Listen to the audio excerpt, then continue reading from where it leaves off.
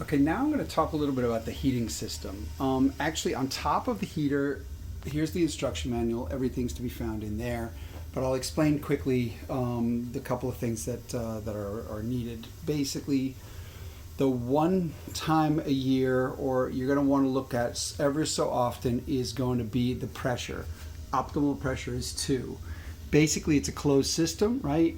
Here's the gauge, and you're going to see right now that we're slightly under 2.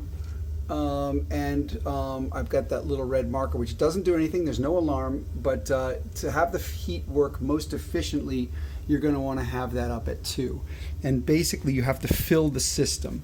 So what we have here is, I've labeled it many years ago, but basically fill from here, right? So water will come out of here, and you're going to put it into here. Hanging on the side over here is the hose that fits for that. And what I do, and I'll show you in a second, is basically you take the hose, you're going to take, I don't think it matters really what side is what, but you're going to put this onto here, put this onto here. But first, actually, what I do is I usually put this one on, and I'll show you.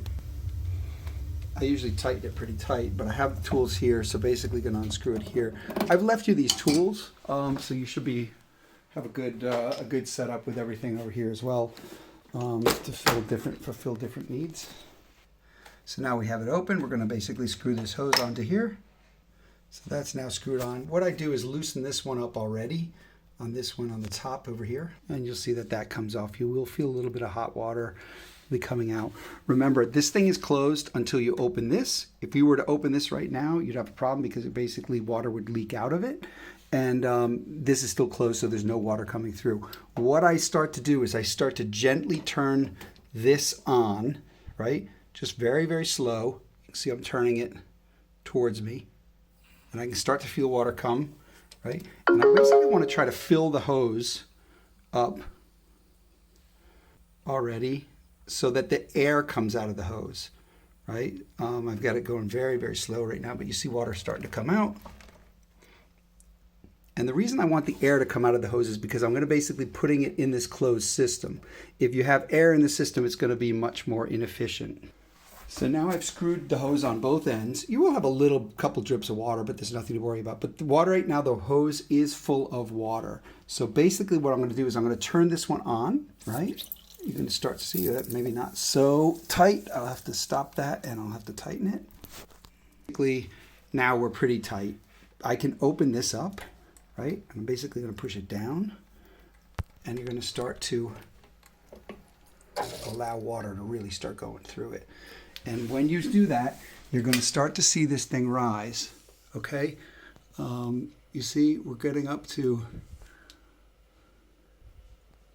there's a lot more pressure coming in. It might take a second or two, but it's better to do it slow and whatever. So now we're basically at 2. Okay? We're pretty good. If you go a little bit above 2, it's fine. Should be fine. So basically, okay, we've got pressure. We're going to basically turn this off now, right? Turn that off. And then you're going to close this so nothing else leaks out. Basically just halfway up, that's closed. And then you're going to unscrew the pipe. Or unscrew this hose. As you see, a little bit of water's dripping, but nothing major. You got to be a little bit prepared that this is going to take it. So I've unscrewed the top part of the hose. It's right here. Water will come out, right? So just have a little bit of a bucket here. And then what I do is close up this right away on the top. So again, just basically tightening this up pretty good. And then you should be fine and not have much water coming out. Be careful when you unscrew this bottom one, more water will come out. It's in the hose. You can block it up with your thumbs.